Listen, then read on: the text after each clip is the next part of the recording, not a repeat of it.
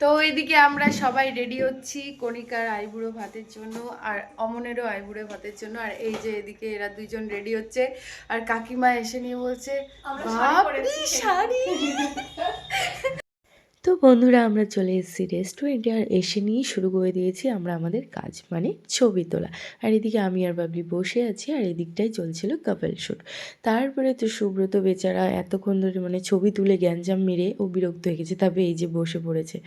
তো দেখো এদিকে ও মানে যে টেবিলটা বুক করা হয়েছিল সেটা হাফ রেডি হয়েছে আর হাফ এখনও হয়নি।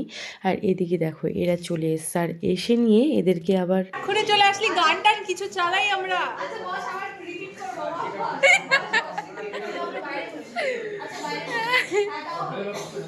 ফেরত পাঠিয়ে দিল। আর এদিকে এদের পাগলামি দেখো। এই যে এদিকে মালা বদল হয়ে হতে হতে হলো না মালা বদল, কিভাবে বিয়ের আনন্দে ভুলভাল বকে যাচ্ছে। বল কি বলতেছিলিস একটু আগে? এটা রাধাকৃষ্ণ ঠাকুর। আচ্ছা, এই যে এও গেছে, দুজনেই গেছে।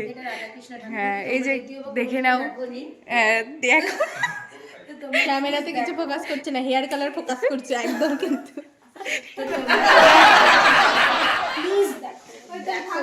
এই যে গরু, এই যে গরু পোশাক, এই দেখো এই যে এটা কিন্তু পাহাড় না গাছ না, এটা কি ফল আমি বুঝতে পারছি না। আমি এটা যাচাই করে তোমাদেরকে পরের ভিডিওতে দেখাচ্ছি। ততক্ষণে like, comment, share and subscribe.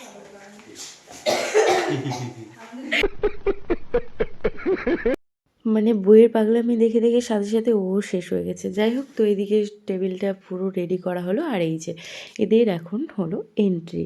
তারপরে এরা এসে নিয়ে এখানটায় মানে প্রচুর সবাই মিলে ছবি তুললাম, অনেক গ্যাঞ্জাম মারা হলো। আর তারপরে আর একজনের কাণ্ড দেখলে তো বলবা মানে কি বলবো, এখানে এসে তো মনে হচ্ছে বেচারা একদম বাড়িতে শুয়ে আছে। দেখো শুধু অবস্থা, এই যে শুয়ে শুয়ে ফোন কাটছে। তারপরে এই যে আশীর্বাদ করছিল, এবার যখন আমরা বললাম যে গিফট দাও, গিফটের বদলে কি করলো, এই যে আইসক্রিম ধরাই দিল ওদেরকে। তো তারপরে এদিকে আমরা সবাই মিলে মানে ওরাও বসে গেল খেতে, আর আমরাও এদিকে আমাদের খাওয়া শুরু করলাম। খাওয়া শুরু করে এই যে শুরু হয়ে গেছে পাগলামি। এটা নাকি টোপর, কি বলবো আর। বিয়ে করার জন্য ছেলেটা এতটাই পাগল হয়ে গেছে।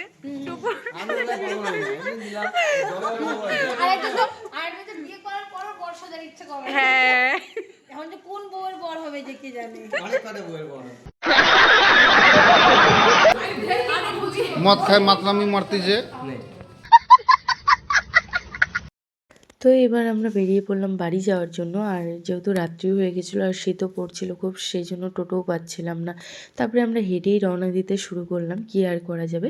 কিন্তু যেহেতু অনেকজন ছিলাম আর অনেকটাই রাত্রি হয়ে গেছিলো, তাই সবাই আর কি এই যে শেষে যেহেতু দুটোই বাইক ছিল, সবাই বাইকে করেই ওকে আগিয়ে দিয়েছিল। তো যাই হোক, ভিডিও আজকের মতো এই পর্যন্তই। ভালো লাগলে অবশ্যই লাইক, কমেন্ট অ্যান্ড শেয়ার করে দিও। আর যারা ভিডিও ফেসবুক থেকে দেখছো তারা অবশ্যই ফলো করো, আর যারা ভিডিওটা ইউটিউব থেকে দেখছো তারা অবশ্যই আমার চ্যানেলটাকে সাবস্ক্রাইব করে পাশে থেকো। আর হ্যাঁ, অবশ্যই তোমরা ওদের দুজনের জন্য প্রে করো। টাটা।